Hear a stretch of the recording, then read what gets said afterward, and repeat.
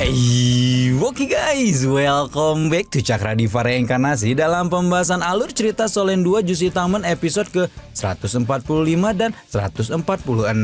Karena kita udah skip pembahasan minggu lalu, kita review dulu ya alur cerita episode sebelumnya, di mana akhirnya Yuho telah bersatu kembali dengan Tang Wutong yang ingatannya kembali sejak insiden berdarah melawan Long Xiaoyao. Karena Wutong telah kembali, Yan Shaoze mempersilahkan gadis itu untuk membantu Yuho melewati ujian kelulusan akademi yang berdasarkan kebijakannya selaku kepala departemen roh pelindung. Yuho harus mengalahkannya lebih dulu kalau ingin meluluskan diri. Dalam rangka mempersiapkan diri melewati ujian dan juga menciptakan teknik roh gabungan baru dengan Wutong sebagai pengganti 3 teknik Haodong, dua sejoli itu pun mengasingkan diri ke hutan dan melakukan penggabungan kekuatan yang fluktuasinya sampai menembus alam dewa, sampai akhirnya membuatnya terhubung kembali dengan dewa yang sudah 2 kali memanggilnya namun selalu terhalang oleh sisik terbalik di Tian. Siapakah dewa yang terus berusaha memanggil Yuho? Gak usah lama-lama, langsung aja kita terobos. Yuho melintasi sebuah jembatan sunyi dengan aura keagungan luar biasa dan merasa bahwa tempat ini sudah pernah dia datangi ketika mendengar panduan suara beberapa episode yang lalu. Namun dia belum pernah bisa menjelajah sejauh ini karena selalu terhalang oleh sisik terbalik di Tian. Yuho hampir tidak bisa menutup mulut dan matanya karena kagum, karena menurutnya tempat yang tidak dia kenali ini bagaikan surga yang tersembunyi dari dunia. Sementara Yuho bingung, tampak 2 laki-laki beda generasi sedang bermain badung, di mana laki-laki yang lebih muda memenangkan pertandingan dengan mudah sebelum kemudian memanggil Yuho untuk ikut memasak dengannya karena dia ingin mendemonstrasikan sebuah teknik yang mungkin hanya akan Yuho lihat sekali seumur hidupnya.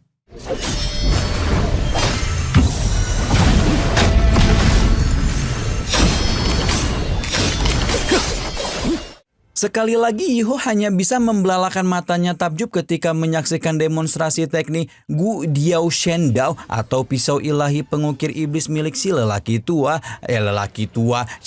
muda, apalagi setelahnya lelaki itu menawarkan Yuho untuk mempelajari teknik luar biasa tersebut.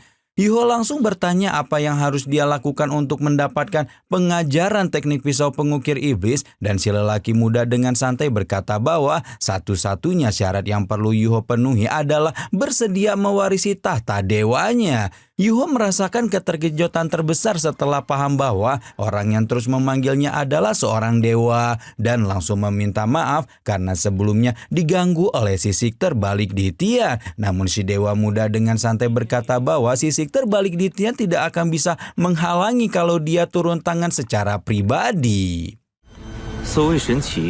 Setelah cukup membicarakan sisik terbalik di Tian, Yuho mulai meminta penjelasan tentang apa yang sebenarnya disebut dengan dewa, sehingga si dewa muda segera menjelaskan tentang sebuah entitas yang telah menyempurnakan kekuatan mereka sendiri, di mana ketika kekuatan itu dikombinasikan dengan Dao Agung Langit dan Bumi, mereka akan mendapatkan pengakuan dari alam dewa. Alam dewa memiliki wilayah terbatas dan hanya dapat menampung sejumlah makhluk dalam jumlah tertentu, di mana ketika seorang dewa akan pergi ke alam lain, maka dewa-dewa harus mencari pewaris atau kedudukan ilahi mereka. Alam dewa sendiri menguasai 108 dunia termasuk Doluo Daluo dan dipimpin oleh 32 raja dewa, di mana dewa muda bernama Rong Nianbing itu adalah salah satunya. Adapun alasan Rong Nianbing memilih Yuho sebagai pewarisnya adalah mereka memiliki banyak kesamaan, namun Yuho lebih unggul dalam hal fokus yang pada masa lalu menjadi kelemahan Rong Nianbing sehingga mempengaruhi pencapaiannya sebagai dewa. Rong Nianbing berharap Yuho dapat melampauinya sebagai pewaris dan segera menanamkan sebuah benih keilahian di tubuh Yuho. Rong Nianbing mengingatkan Yuho untuk berhati-hati karena apabila dia dibuat pindah alam oleh seseorang, maka titel sebagai calon pewaris dewa juga akan beralih kepada orang yang membunuhnya. Sebagai penutup perjumpaan mereka, Rong Nianbing memberikan pedang pengukir iblis miliknya setelah sebelumnya memperkenalkan posisi ilahinya di alam dewa sebagai Dewa Eshmoshi. Kesadaran spiritual Yuho kembali ke tubuhnya setelah pertemuan dengan Rong Niambing di alam dewa berakhir, di mana hal tersebut masih terasa setengah nyata untuknya. Namun keraguan itu segera terhapus ketika Ayang Wutong dapat merasakan bagaimana kekuatan Yuho meningkat dalam sekejap dan bahkan sekarang memiliki aura keilahian di dalamnya. Yuho pun menceritakan pertemuannya yang luar biasa dengan sang dewa emosi, dan selama cerita panjang itu mengalun, matahari telah terbenam sehingga Yuho pun memutuskan untuk segera kembali ke Sekte Tang. Sampai di sana, mereka berdua sudah disambut oleh rombongan 7 Moses Rex, bahkan juga Tang Ya yang menyempatkan hadir dengan tubuh lemahnya. Tang Ya menyunggingkan senyuman lebar ketika melihat Yuho dan langsung mengungkapkan keinginannya untuk menyantap ikan bakar, sama seperti apa yang pernah dia rasakan di masa lalu. Tanpa pikir panjang, Yuho langsung memenuhi permintaan tersebut, menyewa sebuah stand ikan bakar dan memanggang ikan khusus untuk Mbak Yaya juga teman-temannya yang lain. Tang Ya menyantap ikan bakarnya dengan gembira, meskipun beberapa saat setelahnya ketua Sekte Tang itu jatuh tertidur karena kekuatan hidupnya yang terus berkurang. Semua orang hanya bisa menatap penuh kesedihan ketika melihat Tang Ya yang dahulu begitu ceria, sekarang tampak sangat lemah. Sementara Yuho semakin berambisi untuk menyelesaikan tungku pil tingkat 9 demi memurnikan pil untuk guru pertamanya. Sesuai dengan rencananya, Yuho bergegas menemui Suan Jiwen yang masih begadangan di aula pembimbing roh Sekte Tang dalam rangka menelaah secara mendalam rancangan tungku pil tingkat 9 yang akan Yuho buat untuk kelulusannya. Yuho agak terkejut ketika Pak Guru Suan benar-benar menunjuknya sebagai PIC tungku pil kelas 9, namun kepala aula pembimbing roh Sekte Tang itu sama sekali tidak ragu ketika menyerahkan kepada Yuho untuk segera memproses logam langka penyusun tungku pil yang telah dia siapkan. Yuho menatap logam emas iblis merah yang beratnya mencapai 10.000 jin, di mana logam itu merupakan bahan luar biasa langka yang tidak boleh dia sia-siakan. Awalnya Yuho hendak meminjam pisau ukir naga biru tua Heisheito sebelum kemudian mengingat dia bahwa Rong Niambing telah memberikannya pisau pengukir iblis kepadanya.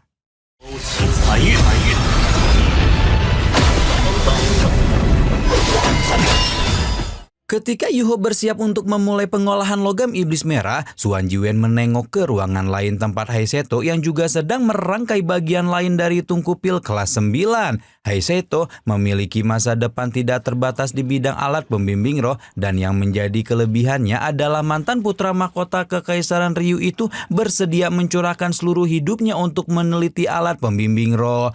Kendati demikian, Suan Jiwen tetap tidak bisa membiarkan orang dengan potensi menjadi master pembimbing roh tingkat 10 seperti Yuho menyia-nyiakan bakatnya, dan oleh karena itulah dengan harapan besar Suan Jiwen membangun proyek tungku pil ini untuk mengukur kemampuan dasar pemuda tersebut.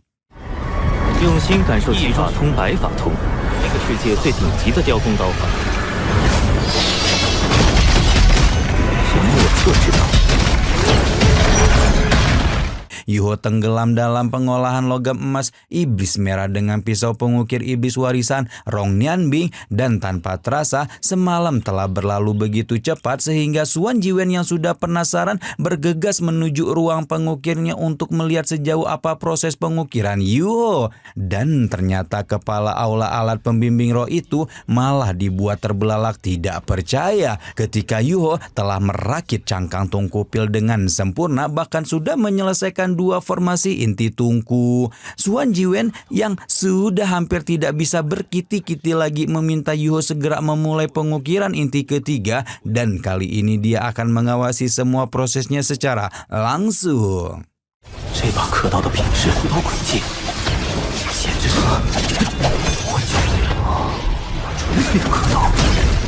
Namun bahkan setelah mengawasi sendiri cara Yuho mengukir inti ketiga, Suan Jiwen masih tidak bisa mempercayai apa yang baru saja dia lihat dan langsung bertinyi-tinyi dari mana Yuho mempelajari teknik ukir yang sangat aneh sekaligus luar biasa tersebut.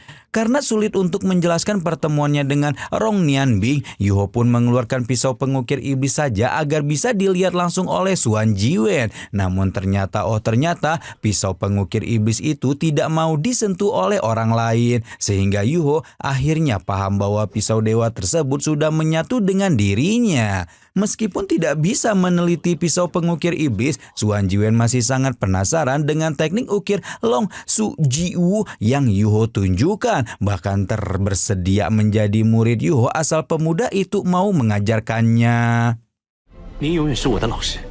Yuho langsung geleng-geleng kepala melihat keambisan Suan Jiwen dalam hal alat pembimbing roh. Namun daripada mengangkat gurunya menjadi murid, Yuho lebih senang membagikan teknik tersebut kepada Suan Jiwen dan juga Heseto demi membesarkan Sekte Tang. Sementara Yuho, Suan Jiwen dan juga Heseto berjibaku siang malam untuk menyelesaikan Tungku Pil kelas 9.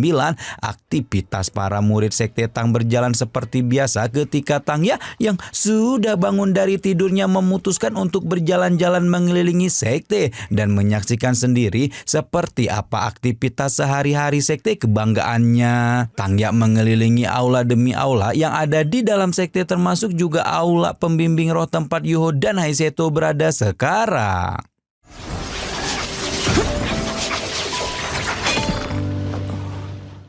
Tangya tersenyum lebar ketika Yuho menanyakan keadaannya dan segera pamit undur diri agar tidak mengganggu aktivitas aula pembimbing roh. Tangya melihat penampakan Sekte Tang dengan tatapan haru karena dia merasa begitu gembira ketika melihat Sekte Tang telah berkembang dengan menakjubkan. Namun juga merasa sedih karena berpikir pemandangan ini tidak akan dia lihat dalam waktu lama. Pada waktu yang sama, Bebe muncul di belakangnya dengan ekspresi terenyuh sebelum kemudian mengajak kekasih hatinya itu untuk menghabiskan waktu di tepi laut Shrek sembari menikmati senja. Bebe tampak begitu sedih melihat kondisi Tangya, dan karena itulah apabila sampai bulan depan tidak ada kabar tentang Kaisar Biru Perak, maka dia akan pergi secara pribadi untuk mencarinya.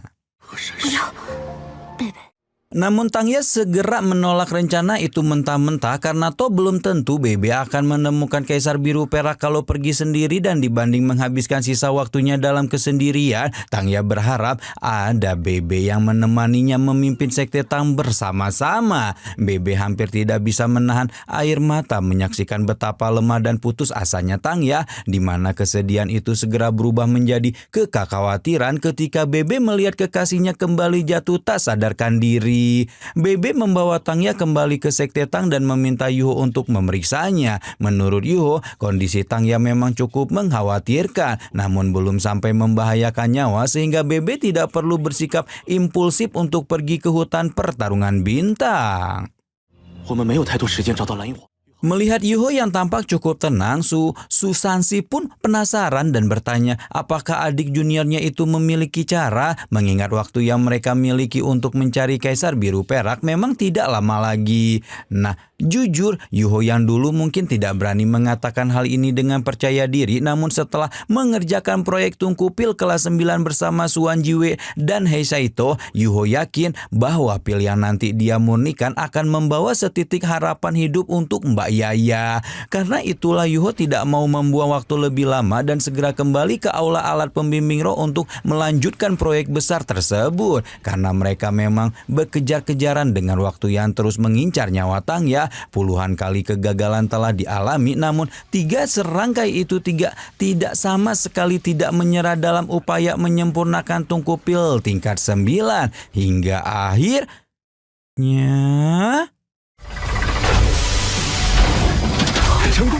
Akhirnya, Tungku Pil kelas 9 yang luar biasa langka itu berhasil diselesaikan dan Yuho langsung menggunakannya untuk memurnikan pil penciptaan semesta. Tanpa menunda lebih banyak waktu, Yuho langsung membawa satu dari 7 pil yang dia murnikan ke kamar Tangya dan membiarkan ketua Sekte Tang menghirup aroma pil tersebut untuk memulihkan kekuatan hidupnya. Betapa gembiranya Bebe dan juga 7 monster Shrek lain ketika melihat senyata-nyatanya Rona, wajah Tangya yang semula pucat menjadi lebih hangat setelah menghirup aroma pil penciptaan semesta. Dan Yuho segera memberitahu prosedur apa saja yang harus Bebe lakukan untuk memastikan proses penyerapan pil tersebut berlangsung dengan baik. 给逍遥老师续上3年寿命。